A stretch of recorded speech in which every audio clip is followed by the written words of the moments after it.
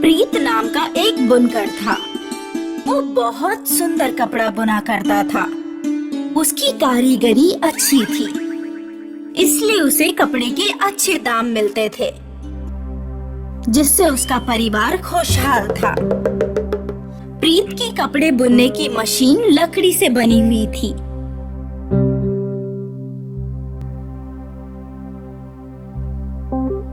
एक दिन भारी बरसात हुई और कपड़े बुनने की मशीन पानी में डूब गई।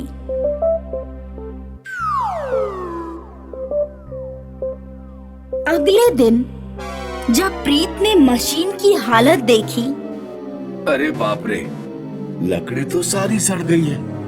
मुझे ये सब बदलना पड़ेगा।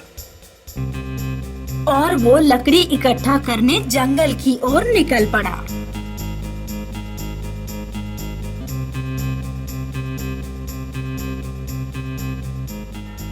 वो जंगल में पहुंचा। मुझे एक बहुत मजबूत पेड़ ढूंढना होगा। वो सभी पेड़ों को बारीकी से देखने लगा। नहीं, ये नहीं। इसकी लकड़ियां थोड़ी छोटी हैं।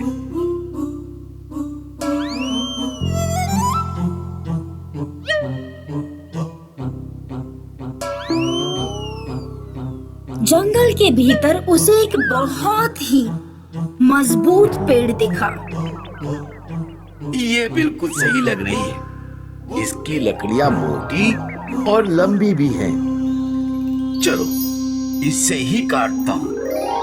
वो पेड़ के नजदीक गया और जैसे ही उसने कुल्हाड़ी उठाई, रुको मानव। प्रणाम देव, आप यहाँ जंगल में? मैं वृक्ष देवता हूँ।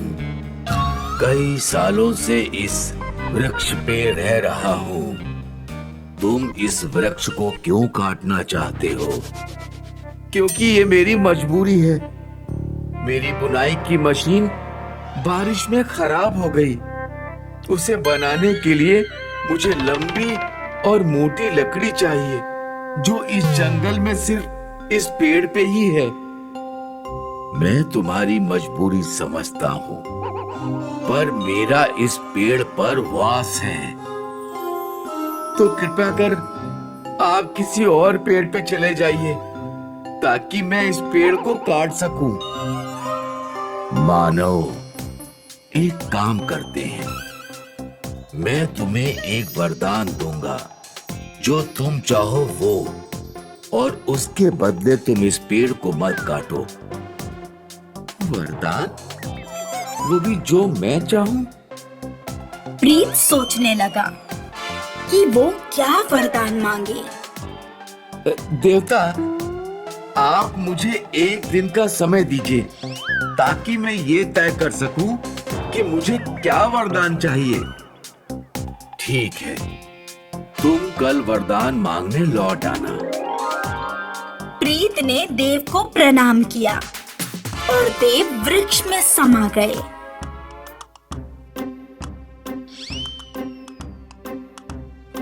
घर के रास्ते में उसे अपना दोस्त हलवाई मिला। क्या हुआ प्रीत? क्या सोच रहे हो? क्या बताऊं भाई, कल मेरी बुनाई की मशीन खराब हो गई और प्रीत ने अपने दोस्त को पूरा किस्सा सुनाया। फिर अब तू ही बता कि मैं क्या वरदान मांगू? तू एक राज्य मांग ले, खुद राजा बन जा और मैं तेरा मंत्री बन जाऊंगा। दोनों की जिंदगी बदल जाएगी। लेकिन मैं सोच रहा हूँ अपनी पत्नी से पूछ लूं एक बार। नहीं नहीं, बिल्कुल नहीं। वो जरूर तुम्हें कुछ गलत सलाह देगी। मेरी बात मानो और राज्य मांग लो।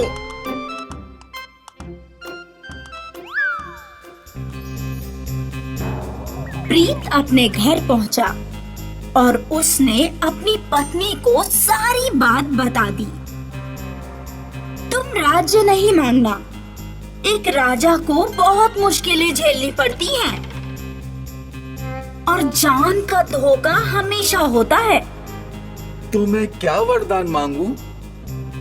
मेरी बात मानो, तुम्हारा काम बहुत अच्छा है और इससे हमारी जिंदगी बहुत अच्छी चल रही है।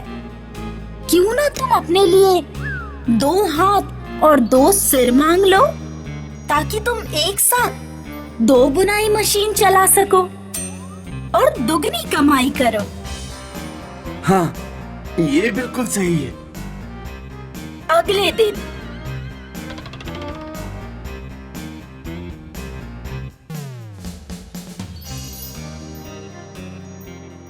प्रीत जंगल पहुंचा।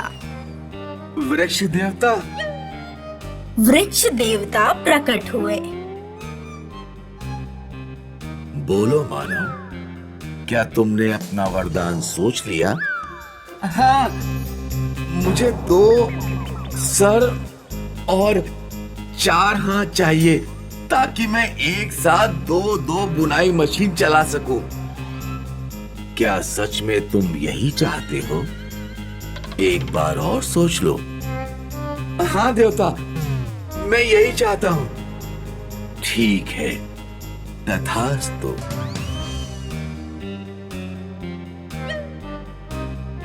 प्रीत के पास अब 2 सिर और 4 हाथ थे।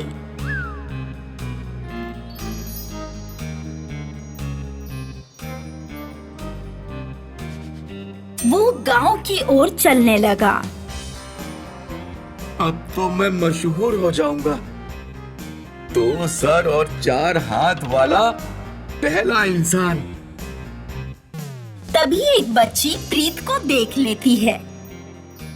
राक्षस, बचाओ, बचाओ मुझे! प्रीत बच्ची को समझाने उसकी ओर जा ही रहा होता है कि कुछ गांव वाले उसकी ओर दौड़ते हुए आते हैं। उनके हाथों में लाठियां थी। मारो इसे, ये राक्षस है। मारो इसे, छोड़ना नहीं। मारो, मारो। गांव वालों ने प्रीत की खूब पिटाई की और अंत में वो मर गया। प्रीत के मूर्खता ने उसकी जान ले ली। इसलिए कहते हैं, हमें कोई भी निर्णय लेने से पहले अच्छे से सोच लेना चाहिए।